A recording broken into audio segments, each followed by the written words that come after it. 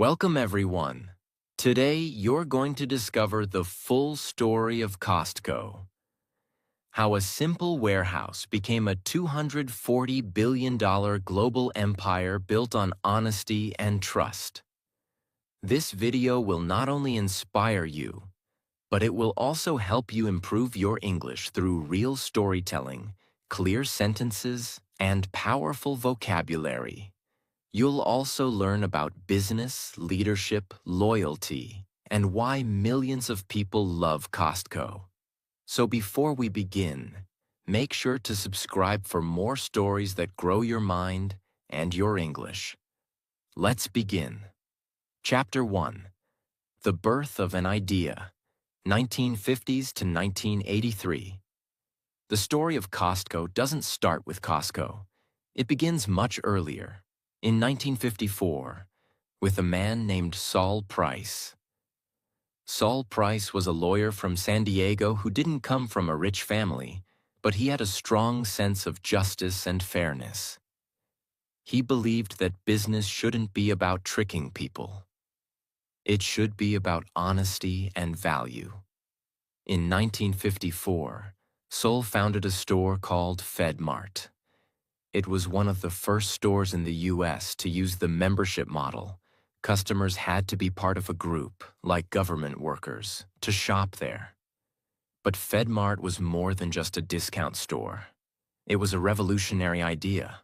No fancy advertising, no unnecessary decorations, just bulk products sold at low prices inside a warehouse setting. It looked unusual, but it worked. FedMart grew fast. People loved it. But years later, after Saul lost control of the company, he left and started something even bolder. In 1976, Saul Price, now in his late 50s, started a new store called Price Club in San Diego, California. This was the real beginning of the model that would later become Costco. Price Club was different from any store in the country at that time. The store was in a converted airplane hangar. The products were sold in bulk, meaning large quantities. Customers had to pay for membership to shop. There were no ads, no decorations, no music, just concrete floors, metal shelves, and big packs of useful things. But what shocked the industry was this. Price Club sold items so close to the actual cost that it barely made profit on products. It made its money from the membership fees, not from overcharging.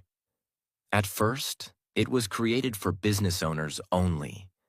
Small restaurants, offices, and local shops came to Price Club to buy things in bulk. But something unexpected happened. Everyday families started asking for membership too. They wanted lower prices, bigger savings. No nonsense. Saul Price agreed, and the business exploded in popularity. While all this was happening in San Diego, a young man named Jim Senegal had started working in the retail business. He had started his career at FedMart, the same company Saul Price had started. Jim was humble, hard-working, and deeply inspired by Saul Price's values. He believed in treating customers fairly, keeping prices low, keeping things simple, respecting employees. Jim worked for years under Saul Price, learning every detail about how ethical warehouse retail worked. Later, he also worked at Price Club, gaining more experience.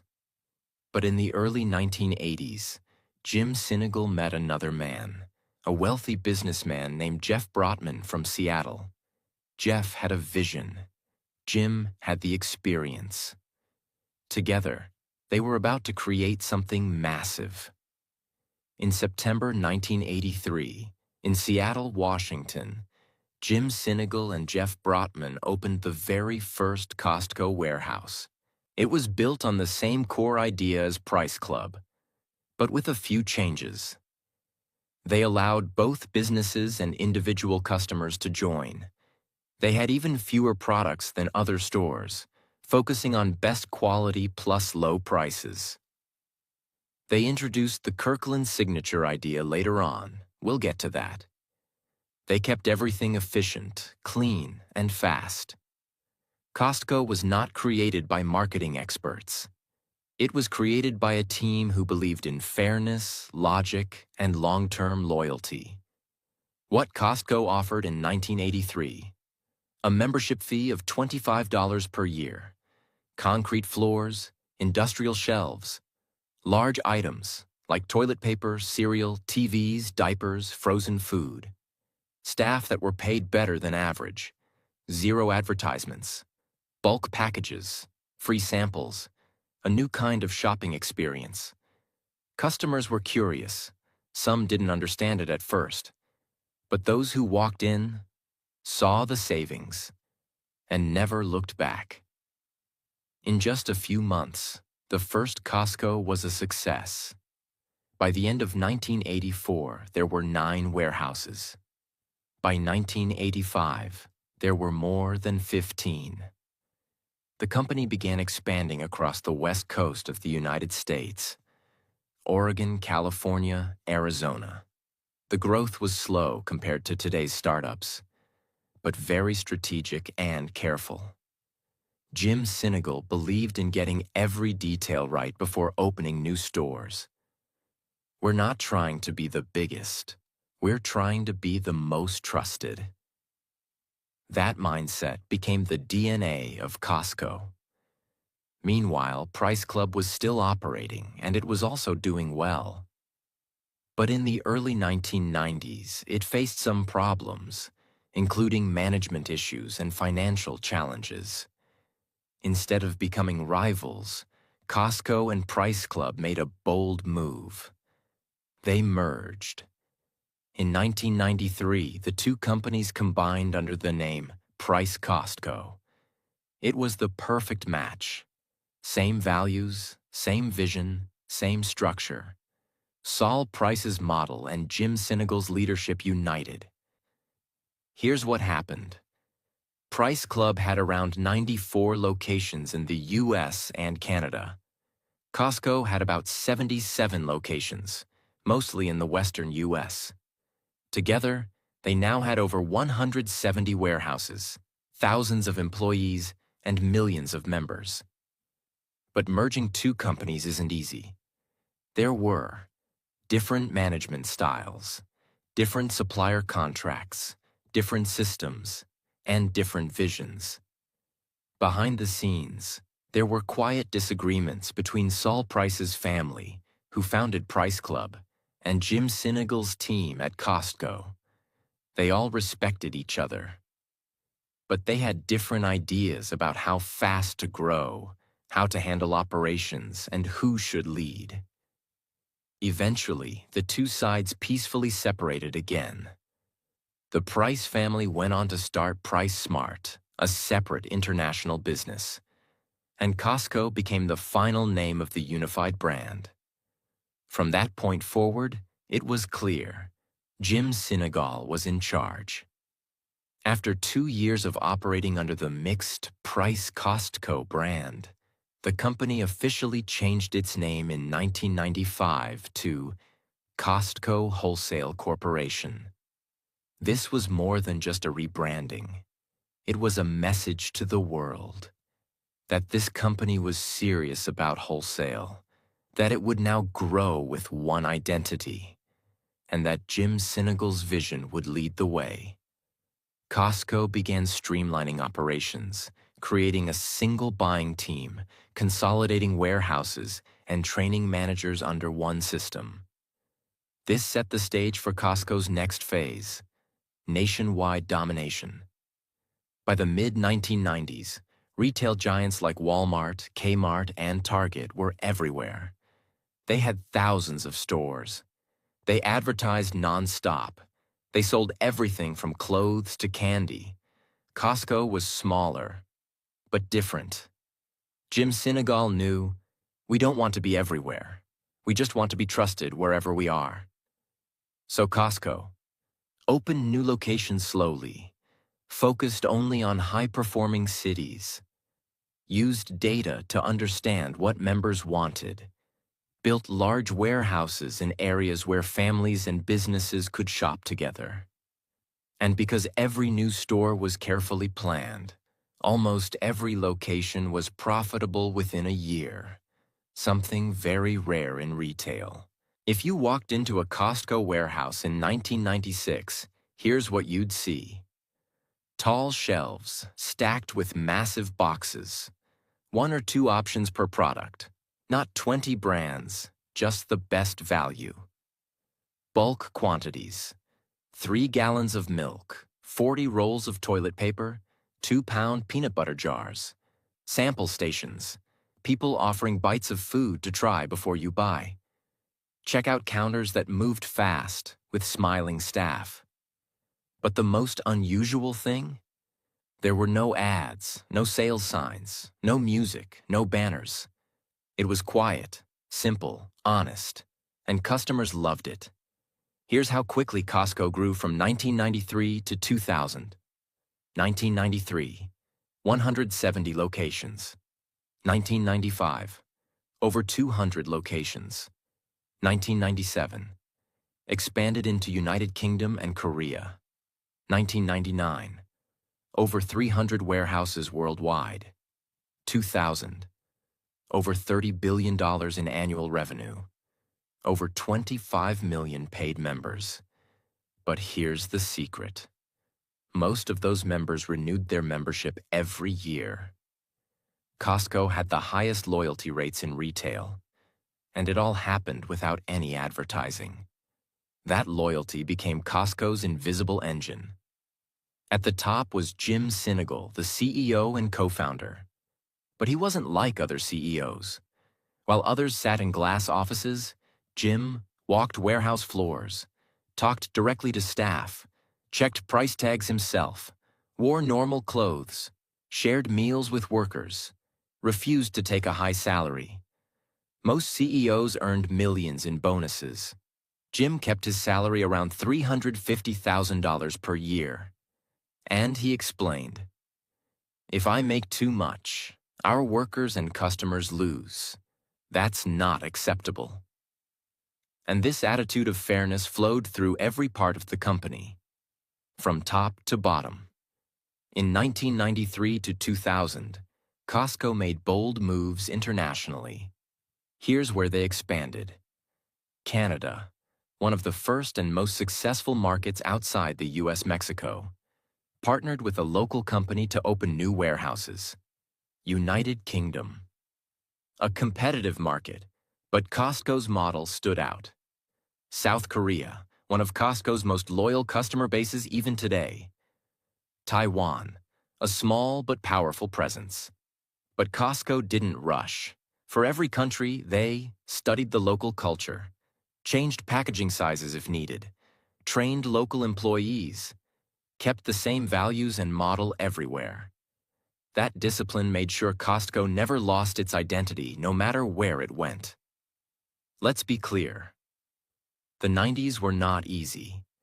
Costco had to compete with Walmart's Sam's Club, handle global logistics, deal with criticism from Wall Street for slow profit, educate new customers about the membership model, manage supplier relationships for bulk pricing. But what helped Costco survive was its consistency. Prices stayed low, product quality stayed high, employees stayed loyal, members kept coming back. Every other company was changing fast. Costco was staying true. By the year 2000, Costco was no longer just a store. It had become a trusted brand, a community of smart shoppers, a company with a clear soul and a growing global presence. But the best part? Costco hadn't even begun to show what it was truly capable of. Chapter 2. Surviving the Storms. Costco in the 2000s and the Great Recession, 2000 to 2010. As the world entered the 21st century, everything was changing fast. The internet was growing. Shopping malls were everywhere. New online businesses like Amazon were starting to rise. Big retail giants were fighting for control, and Wall Street was watching every company, expecting higher profits every quarter. For most businesses, this meant one thing: grow fast, earn more, cut costs, go digital. But Costco stayed calm. It didn't rush, it didn't panic, it didn't try to be trendy. Instead, it focused on the same four pillars it always believed in: low prices, bulk quality, member loyalty, honest business. And during this decade, Costco would face its biggest test: surviving the Great Recession, the biggest global economic crash since 1929. Let's walk through every major event and decision from this era. In the early 2000s, Costco was not trying to dominate headlines. It was doing what it always did best: opening warehouses one at a time, watching customer habits, building long-term relationships with suppliers, improving member experience, and ignoring the noise around it. But retail was changing. Companies like Walmart were growing aggressively. Amazon was becoming a serious online threat. Target was winning middle-class shoppers with attractive branding. And Sam's Club, Walmart's warehouse model, was trying to beat Costco at its own game. Still, Costco had something the others didn't: real trust. Costco isn't known for flashy innovation, but in the 2000s, it made some smart, silent upgrades that helped it grow without breaking its identity. Expanding Kirkland's signature. The Kirkland signature brand became a major focus in the 2000s. It had started in 1995, but now Costco expanded it to wines, organic products, clothing, health supplements, baby products, even luxury items like Kirkland's signature French vodka, comparable to Grey Goose. People realized Kirkland means premium, without the premium price. Kirkland was not just a store brand anymore. It became a symbol of smart shopping. Pharmacies, gas stations, and optical centers. In this decade, Costco also began adding pharmacies with low-cost generic medications, optical services for affordable glasses, gas stations near warehouses, offering cheaper fuel for members. These extra services made the membership even more valuable and kept people coming back for more than just groceries. Food court favorites. Costco's food court became famous, especially for the $1.50 hot dog and soda combo, a price that hasn't changed since 1985.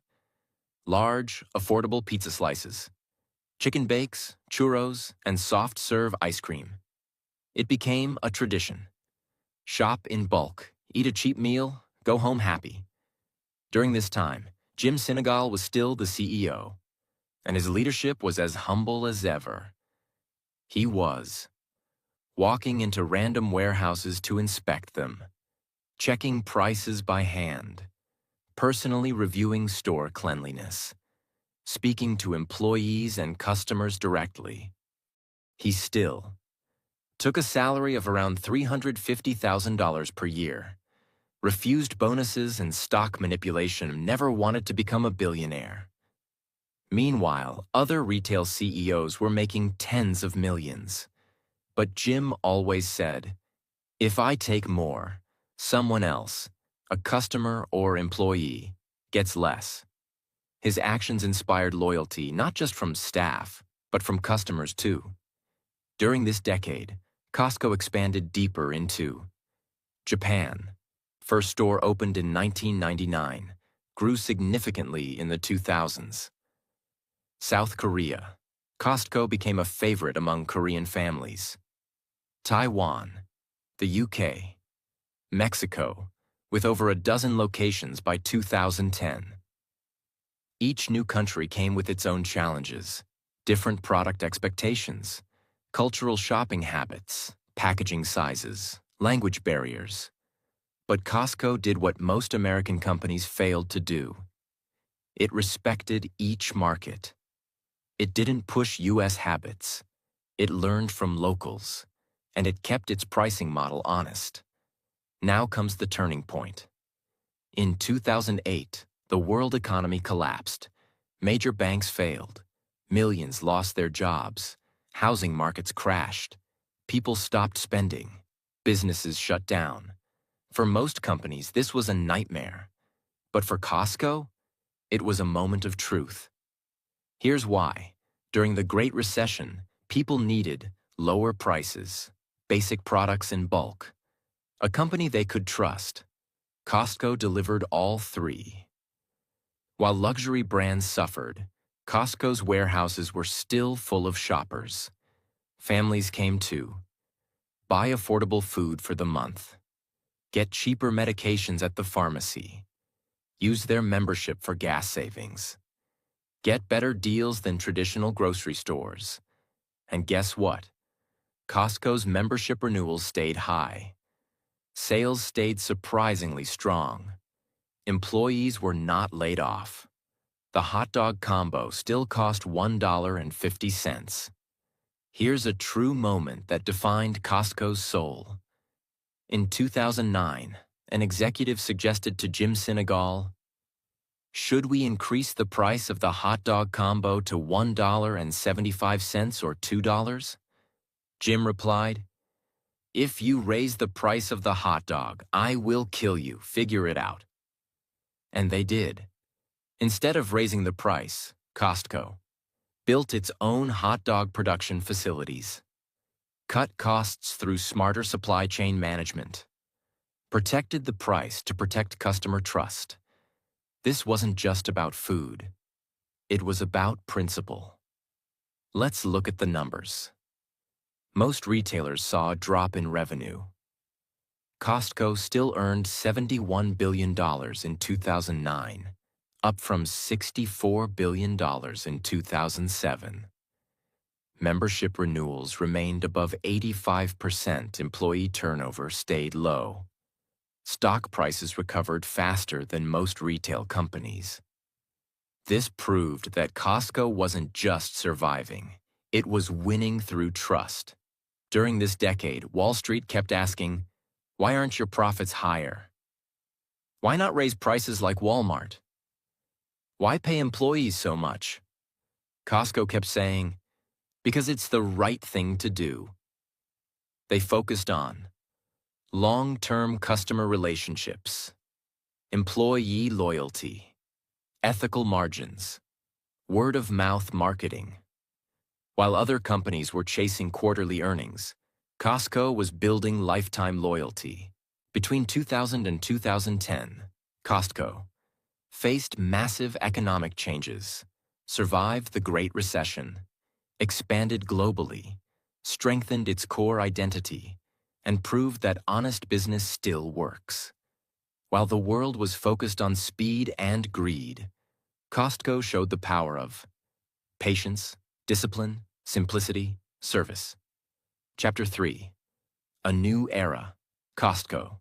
After Senegal and the digital expansion, 2011 to 2020. The year is 2011. Costco is bigger than ever. Over 600 warehouses, more than 55 million members, nearly $90 billion in annual revenue, a cult-like customer base. But something major was about to happen. Jim Sinegal, the co-founder and CEO, was stepping down. After decades of humble leadership, hands-on store visits, refusing to take a massive salary, and building a culture of honesty, Jim decided it was time to pass the torch. Many people inside and outside the company quietly asked, "Can Costco continue without Jim Sinegal?" The answer would soon become clear. The man chosen to become the next CEO was W. Craig Jelinek. He was not a celebrity CEO, not a flashy business speaker, not a social media name, but he was someone who had worked at Costco since 1984, managed stores, handled operations, understood the culture, learned directly from Jim Sinegal. shared the same values of humility, logic, and long-term trust. This was not a new direction. It was a continuation of the same philosophy, just with a new face at the top. And the transition was smooth. Jim didn't leave in anger or disappear. He stayed on the board and offered guidance. But Craig Jelinek now held the wheel, and Costco was entering a new world. From 2011 onward, retail entered a different battlefield. This was no longer just about price versus quality, physical stores versus bulk deals. Now the game had new rules. 1. E-commerce was exploding. Amazon had become a monster. People were ordering everything from toothpaste to TVs online. 2. Mobile apps were rising. Customers wanted convenience at their fingertips. 3. Speed became the new expectation. 2-day shipping, next-day delivery, same-day pickup. 4. Big data and personal ads were now guiding consumer behavior. Companies tracked every click, every habit. 5. Retail chains were closing. Sears, Kmart, Toys R Us, JCPenney. Even malls were dying. Costco had to decide, should we change everything or stay true to who we are? Their answer was brilliant.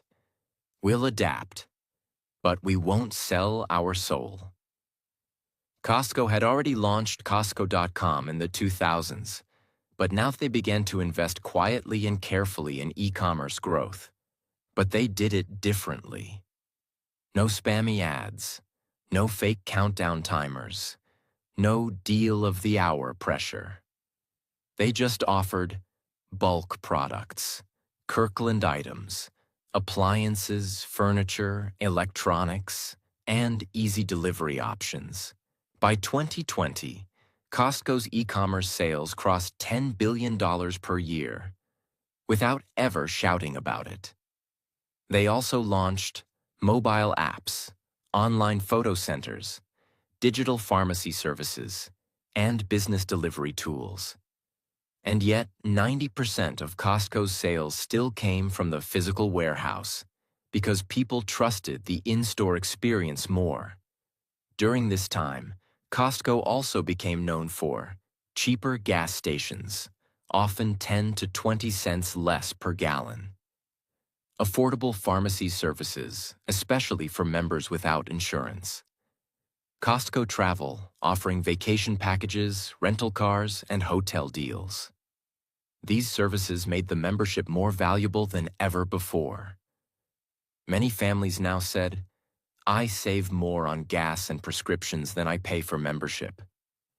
Costco's $4.99 rotisserie chicken became legendary. They refused to raise the price, even as chicken costs rose. So in 2019, Costco made a bold move. They built their own chicken processing plant in Nebraska. Why? To control the cost of their most popular item, to ensure quality, supply, and animal welfare, and to protect customer trust again. This wasn't just about poultry. It showed how deeply Costco understood long-term thinking. Here's how Costco grew during this decade. Warehouses, 2011, 592. 2020, over 800. Revenue, 2011, $88 billion. 2020, $166 billion. Paid members, 2011, 55 million. 2020, 98 million. Membership renewal rate, US and Canada. Consistently 90% or higher. Global presence. Expanded into France, Spain, China, Iceland. Kirkland signature brand. Sales. Crossed $40 billion in annual revenue by itself. Costco didn't grow fastest, but it grew smartest and never lost its base. In this era, Costco had many chances to become like everyone else. But it said no to shortcuts, no massive advertising. They still don't run TV, radio, or billboard ads. They let word of mouth and member experience do the work. No social media manipulation. While other brands post memes and trending content, Costco rarely posts. And yet people talk about them constantly online. No credit traps. Costco doesn't push store credit cards with fake discounts. They offer one real credit card with real cash back. No price games. They don't do fake sales. They don't mark prices up just to pretend to lower them. The price you see is the lowest they can offer. Every day. Costco continued its tradition of paying workers more than industry average, offering full-time benefits to part-time workers, promoting from within, maintaining employee loyalty and pride. Even as retail became a high-turnover, low-wage sector, Costco stood out as a company where people stayed for 5, 10, even 25-plus years. And when the world entered the next crisis, COVID-19, this loyalty would become even more important. As the COVID-19 pandemic hit the world in 2020, Costco once again faced a moment of truth. People rushed to stock up. Warehouses were overwhelmed. Toilet paper, sanitizers, food. Shelves were emptied in hours. Here's what Costco did. Imposed purchase limits to prevent hoarding. Protected staff with masks and hazard pay. Refused to raise prices during panic. Increased delivery and pickup services. Maintained calm, clear communication. Costco also gave $2 per hour extra pay to frontline workers, provided additional bonuses, ensured that no one lost benefits during the pandemic. While other companies laid off staff, Costco protected them. Once again, the company proved, in every crisis, we stand by our people. Between 2011 and 2020, Costco changed leadership, entered the digital world, expanded globally, survived a pandemic, and earned the trust of nearly 100 million paying members. It did all of this without chasing hype, without abusing workers, without cheating customers, without selling its soul. Costco proved that you can evolve without becoming fake. Chapter 4. Why Costco Works. Lessons from the most trusted retailer on earth. If you had to sum up Costco's success in one line, it's this: do the right thing, even when nobody's watching. This simple rule guided every decision Costco ever made, from pricing to hiring to store design to international expansion. It's not a complicated business model. It's not driven by greed. It's not built on manipulation. It's built on trust, logic, simplicity, consistency. Now let's break down every lesson Costco teaches us, in business, in leadership, in life. 1. Price versus trust. Why Costco doesn't trick you. Most stores use psychological tricks, fake discounts. Was $79, now $39. Inflated prices, then fake sales. Limited time offers that never end.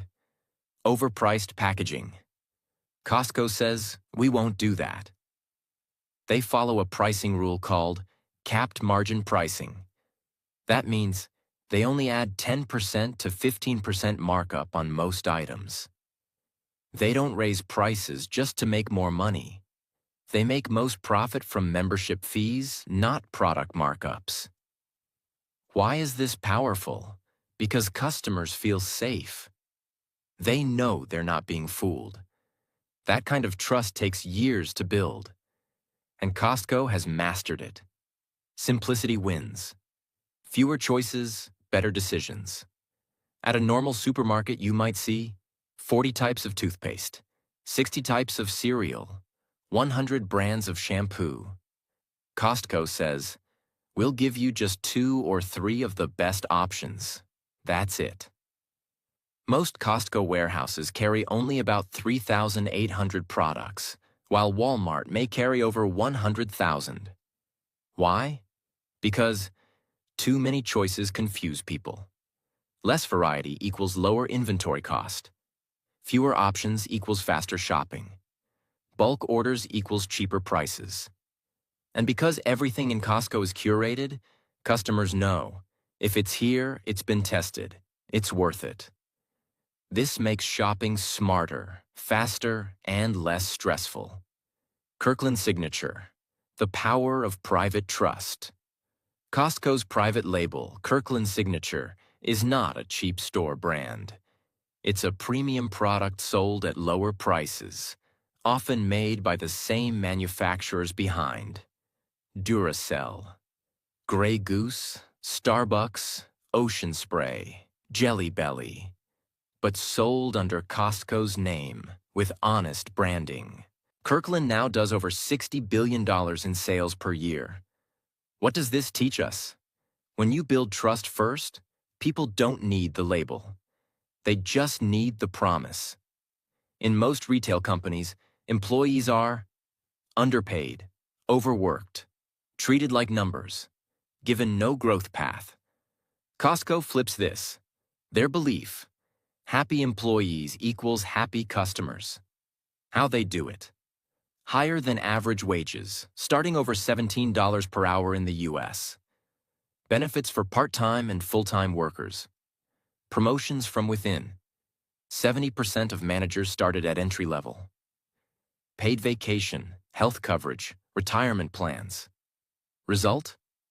Very low employee turnover. Smiling faces in every warehouse. Loyalty that can't be bought with money. This shows culture is not what you say. It's how you treat people every day. Costco doesn't have customers.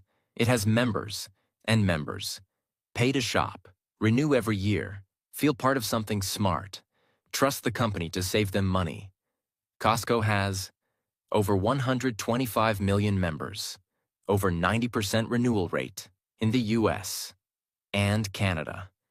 Members who stay for decades. Why do they stay? Because they see the savings. They feel respected. They trust the system. That's the secret. Costco doesn't sell. It proves its value every time you walk in and lets you decide. Costco spends almost nothing on traditional advertising. No TV commercials, no online ads, no billboards. They rely on experience, consistency, referrals. Because they believe if people love it, they'll tell others. This may seem risky, but it works because trust spreads faster than ads. Today, social media shares Costco memes, reviews, and price comparisons, not because of marketing, but because of loyalty. Costco could have done what every other company did, but it refused. It said no to flashy branding, credit card traps, false promotions, ultra-fast expansion, cheap labor, tracking user data, stock market manipulation, raising prices during panic. Every time the world changed, Costco asked, "Can we change without breaking our values?"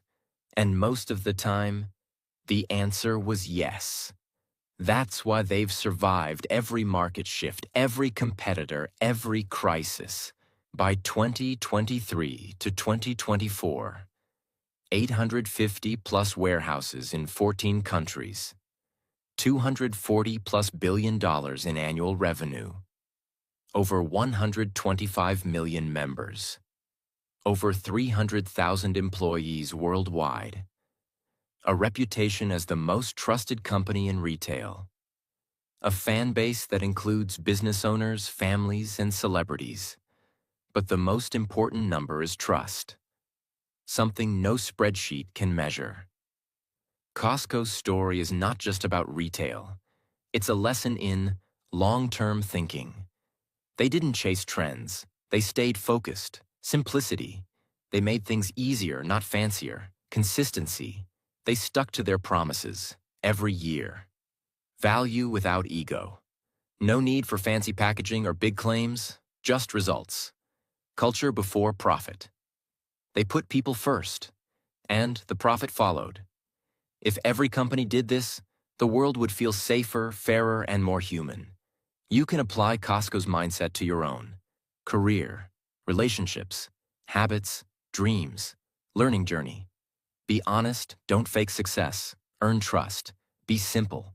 Focus on the essentials, be consistent, show up the same way every day. Treat people well in work or life, respect always wins. Play the long game, don't rush.